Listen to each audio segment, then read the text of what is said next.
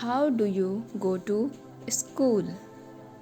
By walk, school bus, van, parents drop and picks up. How do other children go to school in other parts of the country? देश के दूसरे राज्य में बच्चे किस साधन से स्कूल जाते हैं? What if river, mountain, desert comes in the way of their school? क्या होगा अगर स्कूल जाते वक्त उनके रास्ते में नदी, पहाड़, रेगिस्तान आ जाएं तो? Now the name of the chapter is Going to School. This is the bamboo bridge used in Assam. It rains so much where we live. Sometimes after the rain there is knee-high water everywhere. हम जहाँ पर रहते हैं वहाँ पर बहुत बारिश होती है और बारिश के बाद यहाँ पर घुटनों तक पानी भर जाता है. But that does not stop us from getting to school. लेकिन बारिश हमें स्कूल जाने से नहीं रोकती. We hold books in one hand and bamboo with the other. हम एक हाथ से किताबें पकड़ते हैं और दूसरे हाथ से बैम्बू पकड़ते हैं.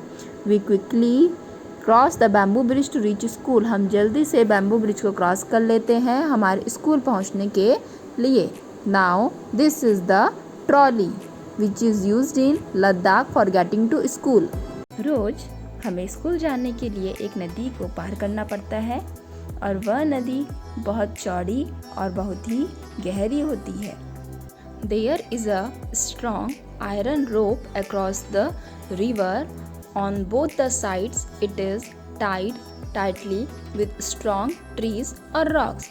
नदी के ऊपर से लोहे से मजबूत बनी रस्सी आर पार जाती है और नदी के ऊपर से जो रस्सी आर पार जाती है वो बहुत ही स्ट्रांगली किसी मजबूत पेड़ या बहुत ही बड़ी चट्टान से बंधी होती है.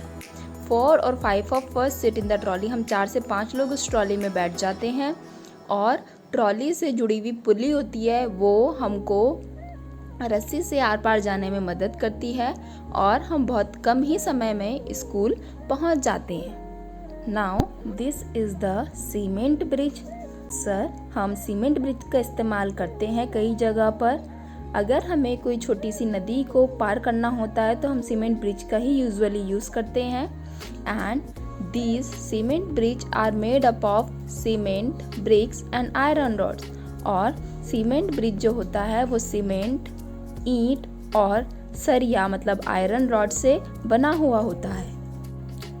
केरल राज्य जो है वो समुद्र के पास है तो वहाँ पर छोटी छोटी तालाब व झीलें होती हैं. In some parts of Kerala students use a small wooden boat vallam to reach school. Kerala के कई पार्ट्स में जो बच्चे हैं वो छोटी सी लकड़ी से बनी हुई बोट होती है वल्लम, उसका यूज़ करते हैं स्कूल जाने के लिए जिससे वो छोटी छोटी नदी व तालाब को पार कर सकें. This is a camel cart which is used in Rajasthan. We live in the desert. There is a sand all around.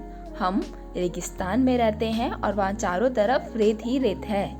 It gets very hot in the day. और दिन के टाइम में ये जो रेत है वो बहुत गर्म हो जाती है. We ride in a camel cart to reach school. और स्कूल जाने के लिए हम कैमल कार्ट का उपयोग करते हैं. This is the bullock cart. We ride in our bullock cart going slowly through the green fields. If it is too sunny or raining, we use our umbrella. हम बैलगाड़ी से धीरे धीरे खेतों के बीच में से जाते हैं. जब बहुत ज़्यादा धूप लगती है या बारिश होती है तब हम अम्ब्रेला खोल लेते हैं क्योंकि बुलक कार्ट में कोई शेड नहीं होता. अम्ब्रेला खोलते हैं तो हम धूप व बारिश से बच जाते हैं. This is the bicycle ride. We ride our bicycles on the long road to school. हम बाईसाइकिल से अपने स्कूल जाते हैं लंबे रास्तों को पार करके. At first, girls here did not go to school because it was too far. पहले गांव की लड़कियां स्कूल नहीं जाती थी क्योंकि स्कूल बहुत दूर होता था, लेकिन अब सारी लड़कियों का ग्रुप बहुत आसानी से स्कूल जा सकता है बाईसाइकिल की मदद से. Now look at our special transport जुगाड़. which is mostly used in Gujarat. It sounds foot foot foot when it runs. जब ये चलता है तो फुट फुट फुट की साउंड करता है.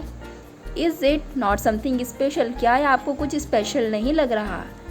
The front looks like a motorcycle. इसका जो आगे का हिस्सा है वो मोटरसाइकिल की तरह है. But the carriage at the back is made out of planks of wood. लेकिन पीछे का जो कैरेज है वो वुडन है, वो लकड़ी के छोटे छोटे हिस्सों से बनाया गया है या किसी भी वेस्ट मटेरियल से हम उसे बना सकते हैं. This is the rocky path which is mostly seen in the upper Himalayas और Uttarakhand. We live in the mountains. The paths are rocky and uneven. हम पहाड़ों पर रहते हैं और यहाँ के जो रास्ते हैं वो बहुत ही चट्टान भरे या बहुत ही टेढ़े मेढ़े हैं. The children live in the plains will find it difficult to walk on these. जो बच्चे प्लेन्स में रहते हैं, समतल एरिया में रहते हैं, उनको इस पे चलने में बहुत दिक्कत होती है. But we can easily race up and down. लेकिन हम बहुत ईजीली इस पर दौड़ भी सकते हैं. Now moving on the snow. हमारी कंट्री के बहुत से स्टेट्स जैसे जम्मू कश्मीर, शिमला और उत्तराखंड में बहुत सारे एरिया ऐसे हैं जहाँ पर बर्फ़ पड़ती है. तो वहाँ पर बच्चों को स्कूल जाने के लिए बर्फ़ पे ही चलना पड़ता है.